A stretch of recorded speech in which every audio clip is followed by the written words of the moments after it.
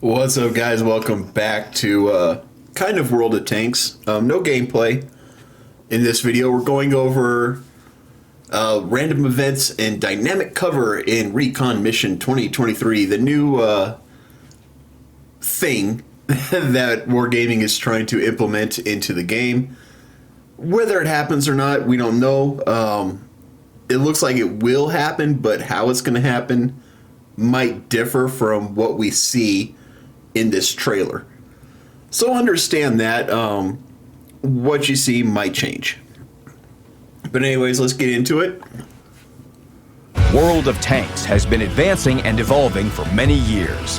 Vehicles, modes, mechanics, and of course, maps. With time, many new locations have appeared, and players' opportunities on them have steadily increased. First, vehicles began to roll down steep slopes. Later, players could fight inside the buildings, where artillery fire was no threat. Yeah, that's false. So yes, you can actually go into buildings where you're safer from artillery fire, depending on what map you're on. Safe haven, if you're inside the building, for the most part, you're pretty safe from artillery fire. There are some areas that, as an artillery player, I can tell you, I can squeeze a shot inside that building. It's perfectly doable. It's not always the best thing to do, but you can do it. But yeah, artillery can shoot into every single building on every single map that players can drive in. So you're not safe from artillery fire, you're just safer. Anyways, let's continue. Then, with Update 1.0, the battlefields acquired a completely new look, and destructible objects became an integral part of tactical decisions in battle. As we've continued to create new maps, we've brought fresh design ideas to life, such as multi-level complexity. Yeah, about that multi-level complexity, this needs to be fixed. Big time. This needs to be fixed. So this is Safe Haven, the building I was just talking about. So there's an area right in here where if you're artillery up on the hill way down here, you can lob a shot into that building. Same thing with this side here, same thing with this opening, and there's an opening over here that you can also lob a shot into. But multi-level, so you can go up on the roof of this building or you can fight inside of it. All right. This is a problem. And it's a huge problem that I've noticed, especially for artillery players.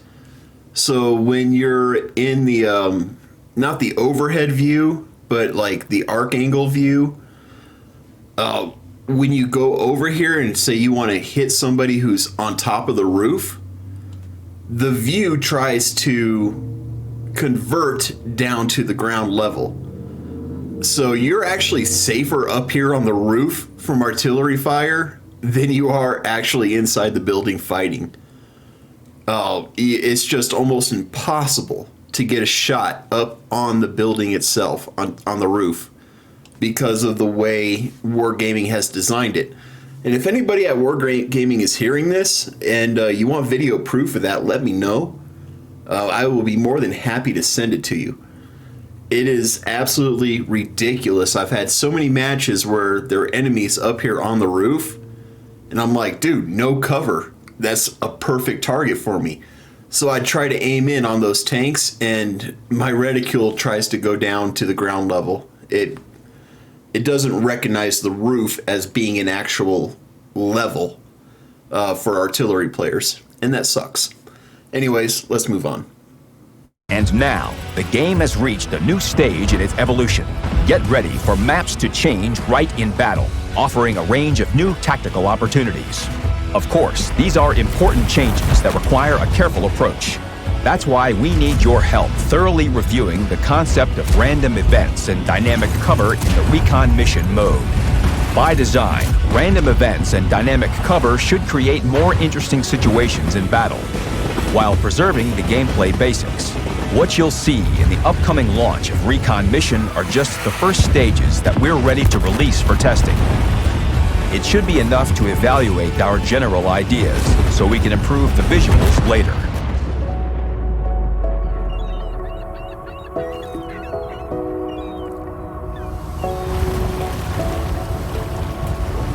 Random events are spectacular changes that transform the map right in the middle of battle. In Safe Haven, the ship rams the dock and blocks the line of fire.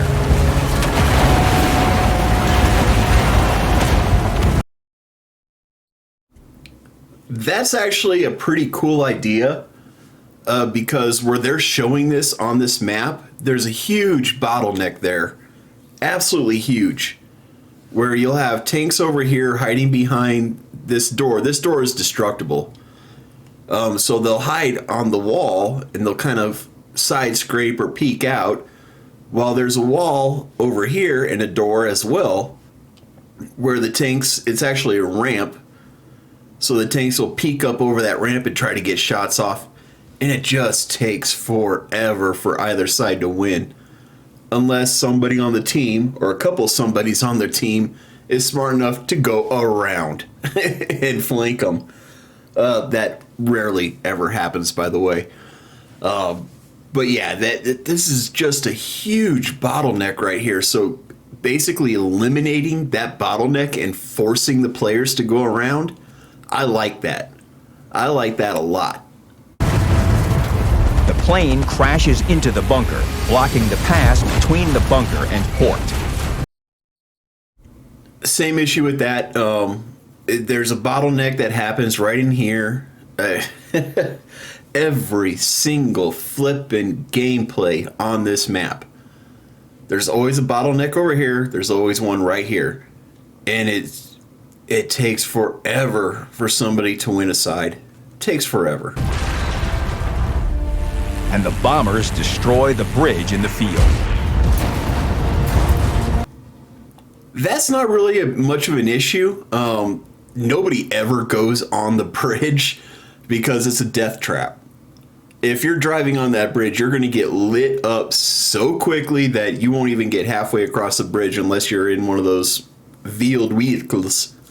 The wheeled vehicles that do like 80 kilometers an hour. And even then, I have never seen one successfully go over that bridge. So, can it be done? Sure. I've just never seen it. Why they're destroying the bridge, I don't know. There's never a bottleneck right in here. Everybody fights up on the hill behind this perspective. So, this really does nothing for the map. But whatever. There you go. Everybody fights up back over here on these hills. This is where you're going to find most of your tank destroyers, your light tanks, your medium tanks. Sometimes a heavy or two will come up in here. Most of the heavies fight down in here, though. But yeah, the bridge, taking it out, it doesn't really do anything. On Himmelsdorf, an airstrike hits the locomotive as it's leaving the train yard. So Himmelsdorf is one of those maps that I absolutely despise. This might make it a little bit better.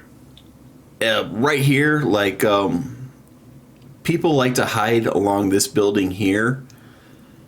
And it creates a bottleneck. I'm going to say that a lot. A lot of these issues are bottleneck fixes. So this is going to create different types of cover for people to hide behind. Is it going to fix the bottleneck? I know I said it would, but I don't think it will. Honestly, I don't think it's going to fix the bottleneck. I think what it'll do is if you're a heavy tank hiding back in here or you're one of those super slow TDs, this is a way to kill you. This is a way to get an insta kill on somebody who's camping back here. There's a capture circle here on one of the game modes, and right over here is where people like to hide because it's within that capture circle. and this would kill them instantly. So it'll add a little bit of spice to that particular game mode, but in a standard game mode, this just creates new cover for people. I don't see the purpose behind it other than that. Here, the scattered train cars will serve as good cover.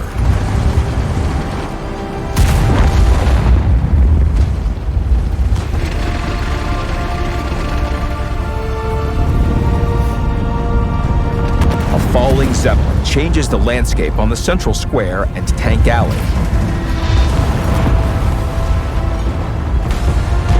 And also creates a descent from the hill to the heavy tank positions. So that's actually kind of cool. Tank Alley is another bottleneck, especially for standard battles. So right in here, so you got a curve, it's a very shallow C curve that does this kind of number. And you'll get tanks that hang out right here and tanks that hang out right here. And they try to peek at each other and get shots, and it just takes forever. Usually what happens is one side or the other will win the hill, and they'll come around and flank from the back. Or, conversely, they can come through the field here. If they happen to clear this side, they'll come through the field and get whatever side that is the enemy's on. That's usually the only way this ever clears up. So... it's rare that one side will win Tank Alley all by themselves. It's usually one of these two flanks will come around the back and get them that way. And that's usually towards the end of the game. So it is what it is. I would prefer if this Zeppelin took out this fucking castle. I hate that castle so much. It's huge. For one. It's absolutely huge for one.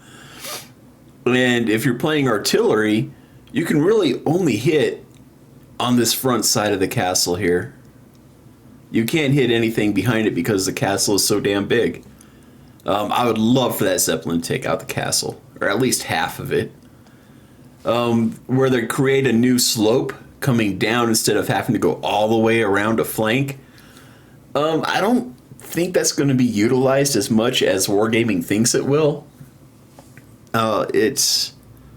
Why would you're already spotted up here. Why would you come down here still being spotted just to get shot at when you can go back behind where you'll go stealth again and then be able to pop up in a random place to shoot the enemy? I don't know. I don't think they thought that one through too much. Also, I will say, having this extra cover in the field, though, that's kind of cool. That's kind of cool. It'll definitely make it to where the mediums and the lights will actually have an area to fight in. Because before, they would hang out on this street and on this street and basically try to snipe each other across the field until one side's gone, and then they'll scoot across the field. Here, they can actually get into the field and fight that way. And it'll provide them access to help Tank Alley here, or the heavy Tank Alley. So that's actually kind of cool. Also creates a descent from the hill to the heavy tank positions. On Prokhorovka, planes crash into the alley. Prokhorovka, or as Klaus Kellerman would say, camp in a bushka. Because everybody camps in bushes.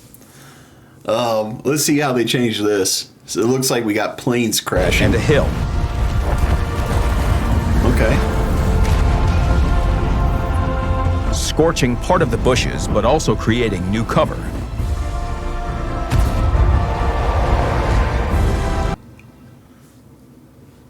See, I don't like this. The hill is already a problem child as it is. Now, if you're too slow to get out of the way of the crash, it's going to be an insta-kill, which will be cool. But you're just making it to where the hill, it's going to be harder to fight on the hill than it already is. As it stands, the north side over here, they come up, they peek right up in here, and try to get shots on the guys that are up here. from the south side, or from the north side and south side, depending on how you look at it. Either way, this side usually gets up here first. This side usually peaks up over here. And depending on how many guys come up over here, this side's going to win or lose. Further back that way, there's another hill that tank destroyers try to snipe these guys from. And artillery likes to launch stuff up here. You've seen me do that. I don't like this. I think this is just going to delay the battle up on the hill even longer. Which kind of sucks. But, I mean, when games are only like 4 minutes long sometimes, delaying the battle might be a good thing. Who knows?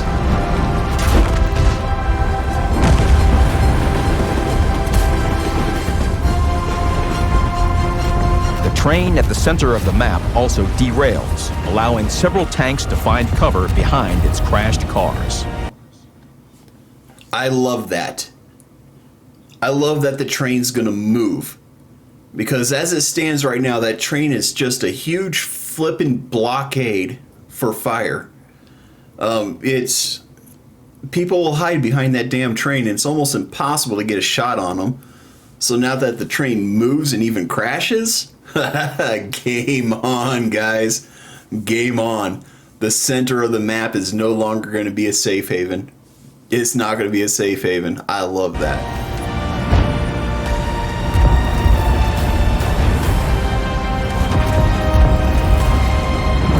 Bruenberg is attacked from the air.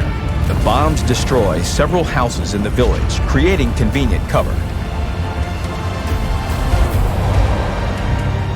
An additional pass through the central blocks appears in the town, forming a new direction of attack that opens the line of fire at the balcony from the side. So this is another one of those maps that I really don't like to play with artillery, but this is going to help. This is going to help because a lot of those buildings block my shots. So having those buildings collapse, I bet new opportunities for artillery is going to arise. Artillery is going to find new places and new angles to shoot from because of this. And that's awesome. I love that. And it creates new avenues so people aren't trying to go around the whole city, and it's ridiculous how it works right now. But yeah, I support this. The types of events that occur will differ depending on the map. Everything happens for a reason, and all events change the key positions. It's up to you to decide how to use them. In favorable circumstances, you can use them to break a deadlock, attack from an unexpected direction, or even turn the tide of battle. These random events will make your game experience more diverse and introduce pinpoint changes without breaking the general concept of the battle and map.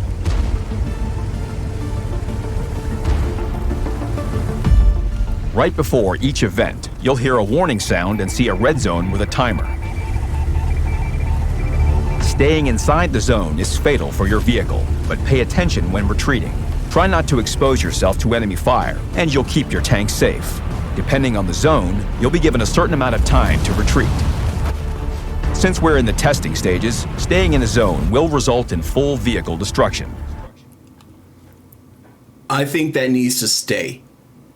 I'll tell you this. Having full vehicle destruction, I think that needs to stay.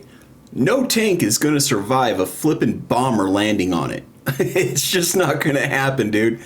If a flippin' bomber crashes into your tank, you're done. Game over. All right? You're not surviving that. And if you do, you're not going to survive for long because you'll end up burning. You're going to get cremated inside your tank. So I think that needs to stay. This game has gone so far from realism that it started off as that it's stupid. So providing a little bit more realism by having these events be insta-kills if you're caught in it, I think that needs to stay. Now, Do I think it needs to be the whole zone? No.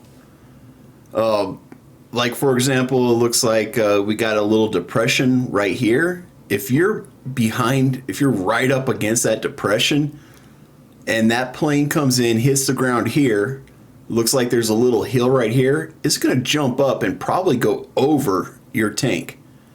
So I don't think that should be an insta-kill if you happen to avoid the parts that are coming at you. Maybe take a little bit of damage because you're in the crash zone. But, I mean, unless you're actually hit by one of these things, one of these parts of the plane, I don't think it should be an insta-kill. Same thing with the buildings crashing or the Zeppelin crashing. If the Zeppelin crashes on you, that should be insta-death. If the train hits you, that should be immediate tank destruction. Excuse me. If the bombs hit you, that should be immediate tank destruction. So that's just my opinion, my thoughts on it. Let's see what else they got. But this might change in the future, so be ready for all kinds of possible outcomes. Oh, look at that, guys. That's going to be a ramp. I guarantee it. The faster vehicles are going to take jumps off of this. Each event will only last several seconds. After that, the landscape will change and the zone will become safe. But new passages, lines of fire, or cover may appear.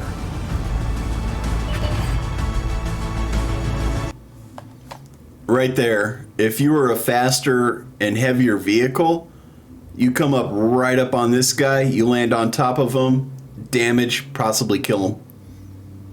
There's a tactic right there that I guarantee you somebody's going to use. I guarantee it. Somebody's going to do it.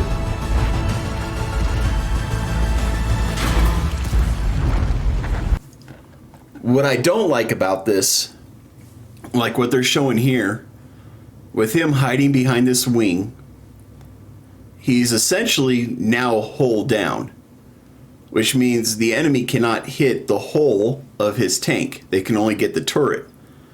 So what they're doing, this is evil. This is evil. What Wargaming is doing with this is they're basically going to push your premium tanks. They're going to push people to spend money on tanks that have stronger turrets, because you're going to be able to get your weak spots down in here covered up. So be prepared for that. Events in Recon Mission will occur with a 100... And actually, now that I'm thinking about it, so they're gonna push the premium tanks, the tanks that have the tougher turrets, and by doing that, they're going to be pushing premium ammo. So you're going to be buying gold to buy premium tanks, and you're going to be buying gold with real life money, mind you, to convert that gold into credits so you can buy premium ammo, so you can penetrate the turrets of these tougher tanks. This is a money scheme. This has nothing to do with gameplay. Holy shit, this has absolutely nothing to do with making the gameplay better. This is a convoluted money grab. Oh my god. It's genius though. I hate it. I now hate it. But it is absolutely genius the way they're doing this. They're turning this into a flippin' money grab. Oh my god. 100% probability and at a certain time, so that we have enough data after the testing.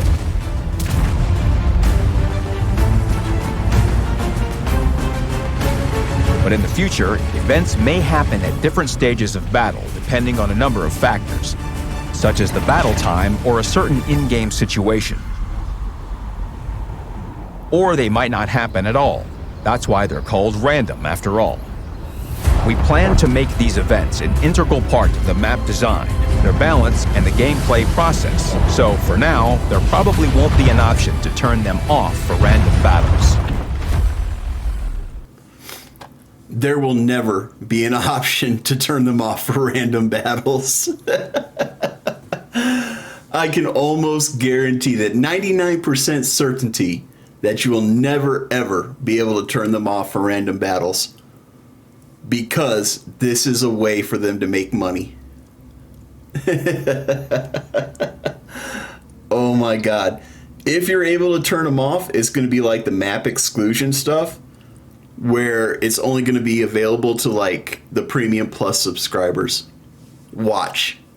Mark my words. Watch. That's what's going to happen. Is if they allow you to turn this off, it's only going to be for the Premium Plus subscribers. Dynamic cover provides just as many gameplay opportunities. And this is another example of the money grab. So, if I understood the documentation correctly, these three things here can be destroyed. So you can shoot them a couple times and they'll just go away. These three items here, they cannot be destroyed. So these are basically movable boulders that you can hide behind, which I think is stupid. I think these need to go away. We already have tank corpses out on the battlefield, and when one of your teammates dies, you can use their corpse, you can push their tank and hide behind their tank. There's no reason to have extra tank corpses in the battlefield that you can move. We already have that. We already have it. The rail car, honestly, this should be destroyable. Why it's not, I don't understand. This should ease this. You put a freaking 75 millimeter howitzer through this, it's going to explode into a billion pieces. It's wood, for crying out loud. It literally is going to blow up. And I know this because we accidentally blew up somebody's barn when I was in the military. That's a story for another time. But I'll put it this way. There was nothing left of that barn. There was a big hole in the ground, and then there was debris scattered everywhere. That was it. All right. And that was better constructed than this. So, this should be destroyable. These don't need to be destroyable, but we also don't need them because we already have them. They're already in the game. These shipping container concrete, yeah, destroyable. Absolutely destroyable. But I don't like it because, again, this makes your tank hold down. You can take your tank out into the open field and essentially go hold down by pushing one of these things in front of you. And now people have to use premium ammunition, which they bought with credits, which they converted from gold, which they bought with real life money. It's a money grab scheme, guys. It's a money grab scheme. Some objects, such as tank racks, train cars, containers, and concrete blocks, will be movable. Some of them will be marked with a special color. Half of the objects can be destroyed with shots, which reduce their hit points until they are demolished.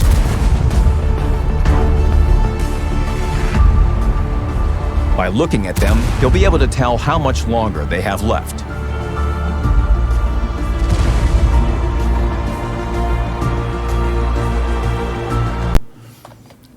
So here's a question. I wonder if the ones that can be destroyed,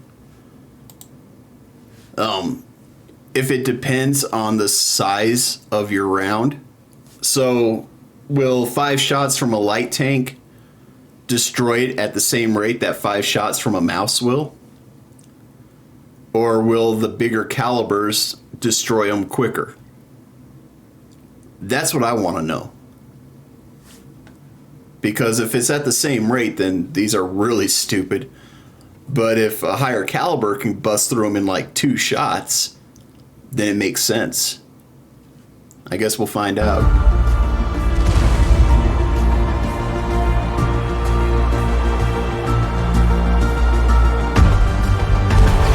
Dynamic cover expands your tactical opportunities and adds new ways to fight in battle.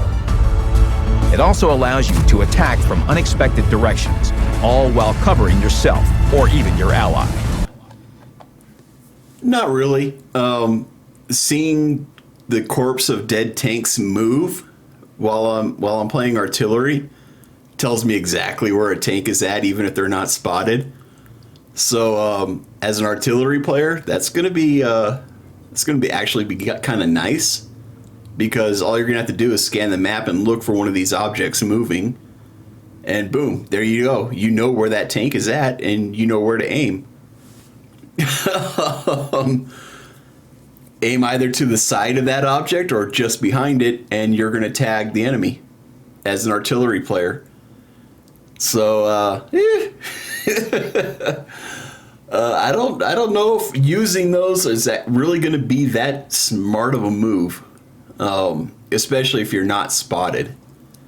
If you're already spotted, then it doesn't matter. But if you're not spotted and you're trying to stay stealth while maintaining that cover, artillery is going to spot you out quick, and you're going to quickly realize that that's not really cover.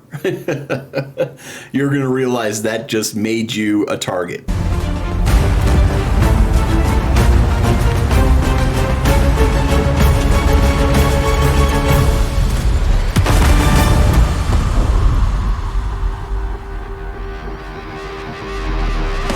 Get ready for dynamic cover and random events in Recon Mission. During its 2-week run, you'll be able to earn great rewards, including days. So it's going to be, holy crap, excuse me. So it's going to be on Himmelsdorf, Kampenabushka, Runeberg, and Safe Haven to start off with. Let's see here. Tank experience, premium days, crew experience, premium days, equipment. Of World of Tanks Looks like more premium equipment. account and a new 2D style that can only. Now, I've seen a picture of this on a tank, and it actually looks pretty good. This 2D style does look pretty good. This was about the only thing that's worth doing these recon missions for, to be perfectly honest. This is about the only thing that's worth be it. earned in this mode. The progression will be reset after a week, meaning that you can complete it again and receive rewards again too. The battles in the mode are played in tier 8 to 10 vehicles and will count towards the random battle statistics. You can complete all types of missions in Recon Mission, other than personal missions and Tour of Duty. You can also earn bonds, battle pass points, medals. So basically what Recon Mission is a revamped random battle. That's really all it is. Because well, with the exception it's got special missions that you can accomplish. But you can do your personal missions, you can do your tours of duty, you can collect bonds, you can collect battle pass points, medals, trophies, decals. You can get all that stuff just like you do in a standard random battle. So it's just a revamped random battle is all this is. Decals, mastery badges. They're trying to hype it up to be something more than what it is. All right, guys, understand that. Let me disperse that fog of misinformation or misleading information. It's it's just they're hyping it up. It's nothing more than a random battle. That's all it is. That's what they should call it, is a random recon mission or a random recon battle. It's the same thing, except it's got its own specific missions. All of this you can get in a standard random battle. And marks of excellence. After 20 battles in the mode, you'll be asked to answer a survey. There, you can share your thoughts on the new features. Okay, whoa. Time out. All right, so you do 20 missions, or you do 20 battles on these maps, and they're going to ask you to take a survey. Look at this survey. Okay? So this one is, what do you think about this map? Positive, negative, I don't care. If this is what the survey is, don't even bother taking the survey, guys. This gives Wargaming no information whatsoever. This is what's called quantitative data. In other words, it's just like if you go to a restaurant and they say, how would you rate the service from 1 to 5? 1 being the worst, 5 being the best. And that's all the options you have is to circle or check mark something. That's called quantitative data. It doesn't actually provide any useful information. It's a general overall feel of the experience, all right? If it was qualitative data, which is much more revealing, they would ask for your opinion. So, what is your opinion of this map? It's positive. Underneath that, it would say, why? Explain your answer. And you would say why you thought it was positive. So that tells them specifically what they did right. Or negative tells them specifically what they did wrong. By simply saying this map was a good experience, that doesn't tell them anything other than, yay, we did something right. Okay, well, what did we do right? Well, I don't know. Or you put negative. Okay, well, this person hated the map. Why? I don't know. Or I don't care. Which gives no information whatsoever. So, why this is even there, that's dumb. That is dumb. And leave your feedback about every map on which you played at least 8 battles. Would you like to see events on maps and random battles? It's already there. Well, would you like to see them in random battles so it's not just recon mission battles? Yes or no? That one's actually pretty simple. But if they wanted to get more in depth and actually make the game better, they would ask why. Or justify your answer, explain your answer, something along those lines. Again, I don't care. That's not helpful at all. They should get rid of that. Your comments will have a direct impact. Would you like to learn in advance about events on the maps in random battles? Yes, during map loading. Yes, during countdown. Yes, before the event. No, hard to say. This is a little bit better because it gives them a little bit more detail about the question and the answer. So would you like to learn about the events on the map that you're about to play?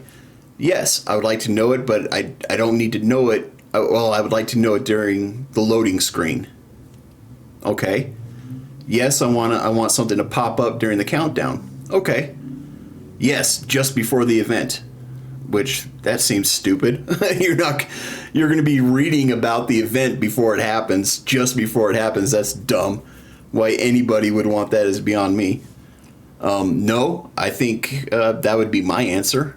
No, it should be a surprise. At least for the first couple of times you play it. After a while, it's going to get kind of predictable. It's going to lose its glamour. It's going to lose its glamour really quickly. I can promise you that. It's going to get old really quick. So yeah. On the fate of these new updates. At what point during the battle should the random events occur? That shouldn't even be a question. It's random. So it should occur at any one of these. It should be this one right here at any moment because it's random. It's not really a random event if it happens at the start of the battle every single time. It's not a random event if it happens in the middle of the battle or at the closer end of the battle. It's not random if it's one of these 3 things. It should happen at any time. Like the moment it hits 0 on the countdown timer, it should be able to happen. And it should be able to happen when there's only 2 tanks left on the battlefield. Yeah. Camp in a Bushka, I think, has the best chances of real flavor because they can have the train derail right away. And then later on in the game, they can have the planes crash or vice versa. They can do either one of those at any time. It doesn't have to happen at the same time, right?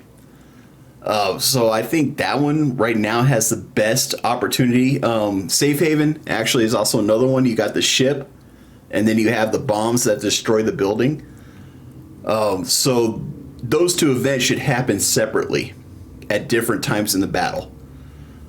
Or they should happen they could happen simultaneously, and it should be random. You shouldn't know when it's going to happen.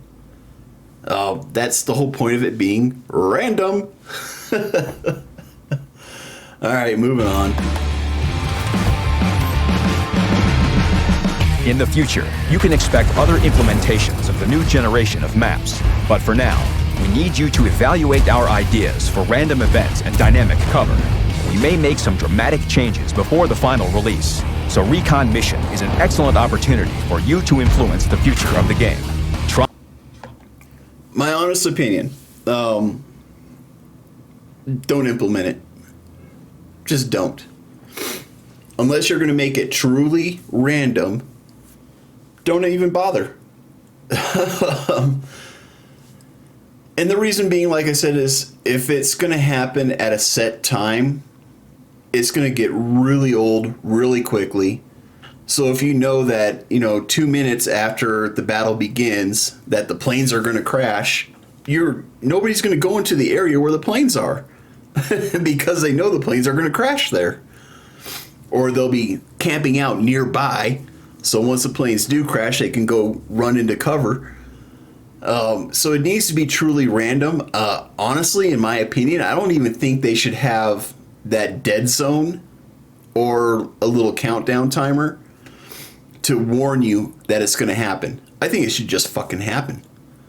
And you just take the chance on whether or not you're going to be in that area. I think that is the way to implement it. If they're going to do it, they need to get rid of all the warnings and just let it happen. That would make the game interesting. That would make the game interesting. Because I guarantee you, somebody will be having the game of their life, man. They'll be crushing it, and then boom, they get hit by a fucking Zeppelin, and they're done. Can you imagine how pissed you would be? Or on the other spectrum, maybe you're just having a really shit day. You're having a crap map, a crap battle. You can't seem to hit anything. And it's you versus 3 enemies. And you're like, oh my God, I'm done. I should just give up. And then boom, a plane just takes all 3 of them out. And you win the battle. How freaking awesome would that be? So, honestly, yes. If they're going to do this, I think they should get rid of all of the warnings. And I think it should be truly random. It may happen, it may not. When it happens, who knows? Throw it in the RNG machine. Whatever RNG says is going to happen, that's when it's going to happen. Nobody knows. Are you going to pen this shot? Who knows? RNG determines if your shot's going to hit or if it's going to fly, 30 meters to the left.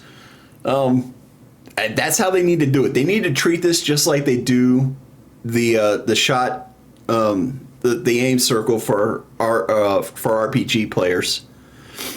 You just don't know. You're taking a guess every time you click the mouse button to fire if it's going to hit or not. That's how it needs to be done. Buy the first of the new generation of maps in Recon Mission.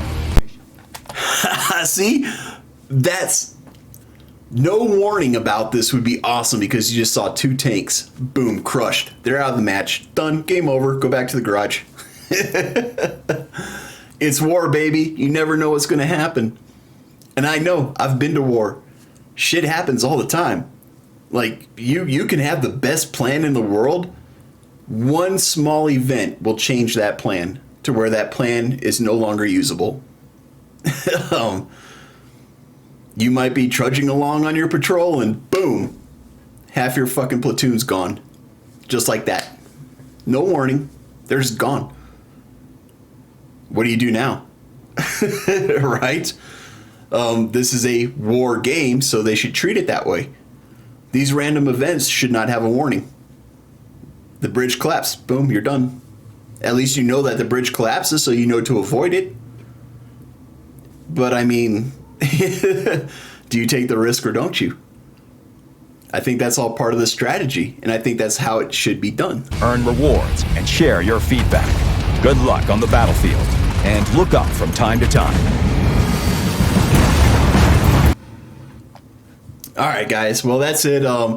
This was a long video. I'm very passionate about this new implementation that they're putting in, as you can probably tell. Just in summary, if they're going to do it, it needs to be truly random. There needs to be no warning. They shouldn't have any warnings whatsoever. No red lines on the ground, no countdown timers, nothing like that. It should just happen. And it should be based on the same mechanics as the artillery aim circle, where the shot might go off a million miles or it might hit dead on target. So with this one, it might happen at the beginning of the game, might happen at the end of the game, it might not happen at all. Who knows? But at the same time, I also don't think it should be implemented to begin with, because it's clearly just it's a veiled way for wargaming to make money. They're hiding behind their cloak of a distraction, basically. That's all it is. It's a distraction. Hey, look at all this cool stuff we're doing for you, while the real purpose is give us more money. I don't know. What do you guys think? Let me know in the comments below. Please let me know in the comments below. I'd love to hear your opinions. If you like the video, hit that like button. If I've earned it, hit that subscribe button. And as always, be safe, be cool, and have fun. We'll catch you in the next one.